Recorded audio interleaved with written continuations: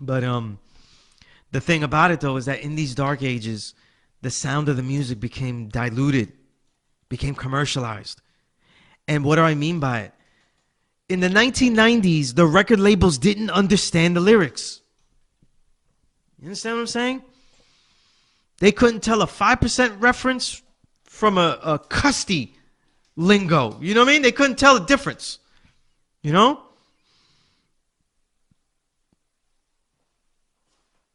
When you name names of who are revolutionaries and who are sellouts, they couldn't tell the difference. You know what I mean? They had no idea the connotations, the insinuations, none of that. But they were studying. They were studying. People think that lyrics were being annotated when Genius.com arrived. Did you know that the bulk of pre-origins of Genius.com were already done? All the music. So when you go look up Wu-Tang lyrics that are pre-2010 or whatever, when Genius.com started, those are all coming from an old site. I won't even say who owned it. An old site called Ohhla, if you pronounced it phonetically like the way it sounded. But it was, I think it was Official Hip Hop Lyrics Archive. That's what it was called. OHHLA.com. And all the lyrics were on there. And slowly, and they had, these things had mistakes. You know what I'm saying? And one of the crucial sites that was, I would say, not a bonus site, but a key latching site to complete it was probably the biggest movement in hip hop in the mid to really the 1990s, if we go through as far as lyricism, and that's Wu-Tang. Wu-Tang and Wu-Tang Family and all those enormous amount of records. That incredible wave of records in 1998. Law the Dark Man, Sons of Man, Killah Priest, the second Killah Army album, Dirty Weaponry, what else? Bobby Digital, Method Man's second album. You know, a massive wave of albums that were quality. The Wu-Tang Killer Bees, The Swarm. There was a site called Wu-Tang Chamber Dartz. That's not the actual name. It was called Chamber Dartz with a Z at the end. You put these two sites together, you had a lot of lyrics archived. And the people that loved Wu-Tang, they worked harder. And most of those chamber darts were filled, even if they were done slightly incorrectly. You know, they give you the start because it was so abstract, the lyricism. It was so detailed that was going on, not just Wu-Tang, but in general, that there was no way you had to start somewhere. You had to start with some kind of mistake that was there. And by the 2000s, that convergence, radio, record labels, and the performers, the would-be performers, though, the future sellouts, all converged, you know what I mean? In this trans sellout, you know, slave music trade. I don't know. I'm working on this one. I'm working on the viability of the sound of this, you know what I mean? But, so you have performers, though, that are deliberately dumbing down their lyrics, justifying it that the people don't understand this. They don't understand that. You know what I mean? The media is exalting artists that hardly have made incredible works. You know? I was in those ciphers. I was in those ciphers when Eminem was considered a genius. Let's pause right there for a minute. Considered a genius for rhyming like an auctioneer. Do I have 25? Do I have 200? Do I have 300? Do I have 400? Do I have 400? Right? For the wigger in the back. You know what I mean? I don't know. But, and boy, by the side note, I'm going to talk about this later, though. But boy, you know, what a great sequencing job on that Griselda album. I'll talk about it later. Right? But, Eminem was considered legendary already. Go look it up. Go look it up. Rolling Stone, all these places, though, they were doing just like they did with the Beastie Boys. You know what I mean? Beastie Boys, who I think had more talent than Eminem's records, were more sincere, right? But Rolling Stone wasn't running to write about Run DMC. They were running to write about Rick Rubin and Beastie Boys. And this is no diss on Beastie Boys, because Beastie Boys showed mad love to Public Enemy and all that. There was camaraderie and musically and all that. But I'm talking about the whitewashing of the media. And I just can't do anything about that. But just hate the media. But by the end of the 90s, though, the beginning of the dark ages, the media is all brothers that look like me. A lot of black brothers, you know what I mean? Not a lot of Puerto Rican brothers, though. Once they run out of Puerto Rican guys, they don't let me write shh. You know what I mean? Yeah, we did Fat Joe. We did Beat Nuts. We did Beat Nuts. You want to do Mountain Brothers? Mountain Brothers was the Asian group, so they figured out something for me. Thank you.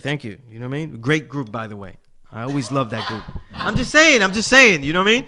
I was like, hey, let me do Goody Mob. You know, let me do Goody Mob. A big fan.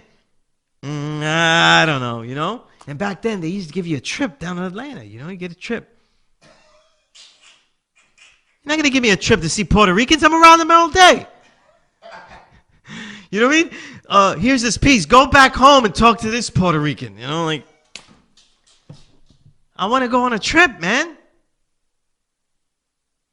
You know, give me a trip. Give me a bus ride, something. You know what I mean?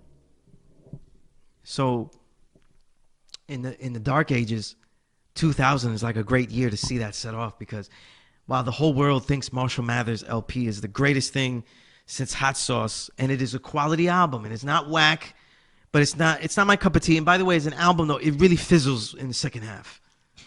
It really fizzles though, because you're like, oh, this guy with the trailer, you know. Okay, I get it. All right. You hate your mom. You hate everybody. You know, he buried everybody.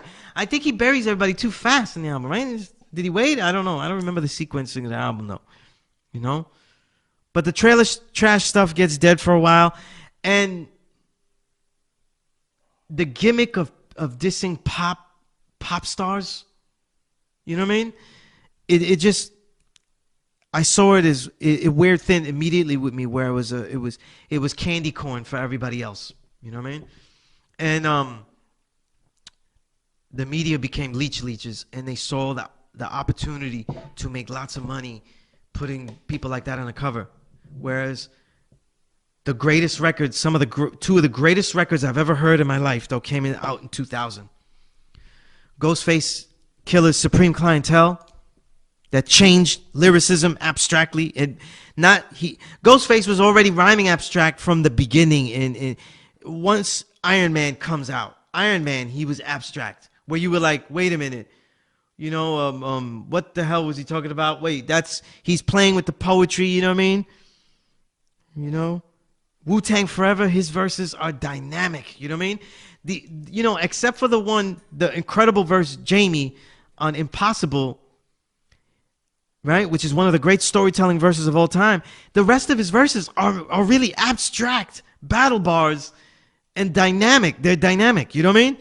Here's a tennis court for your birthday, you know what I mean? The politic with Sade, you know, like all these stream of conscious things, you know what I mean? He was hitting on what was the name of that song? It's Yours and stuff like that. Oh man, it was just impeccable stuff, and he hit it on Supreme Clientele, you know what I mean?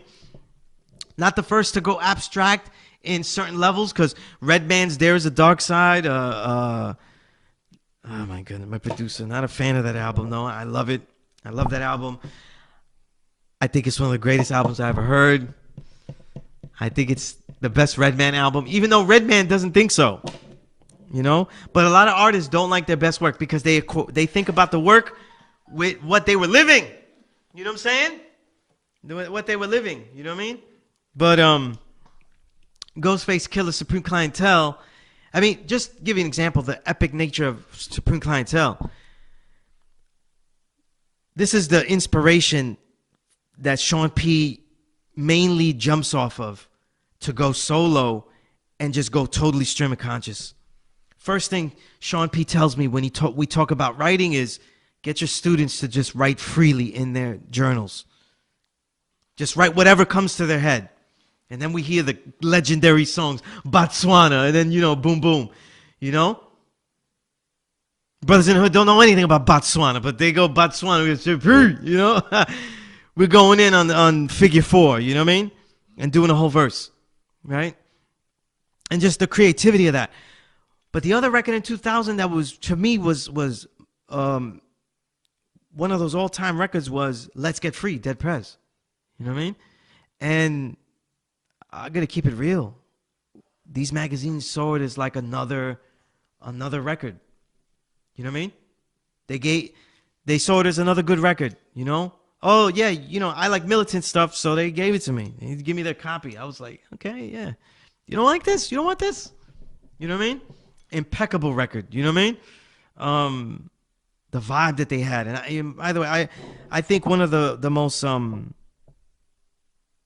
because it's a sophomore record, you know, and people always, if the sophomore record isn't as good as the debut, it always gets forgotten. But a sophomore record that's really strong is Dead Prez's second album. You know what I mean? The RBG album, you know, with the red, black, and green. It's not as good as the first album, but it's really good. You know what I mean? And it's got that Kung Fu song, Way of Life. So I love it. You know what I mean? I love it. That's that. Yeah, I love that song. You know what I mean? But it has a lot of great songs on that. You know what I mean? 50 in the Clip. You know, these are for the gym. You know what I mean? These are for the gym. This is to work out. You know what I mean? This is for the dojo. You know what I mean? This is for working out, you know? Classic stuff to me, you know? Favorite stuff. But the Let's Get Free album was classic stuff, and they did not get the praise.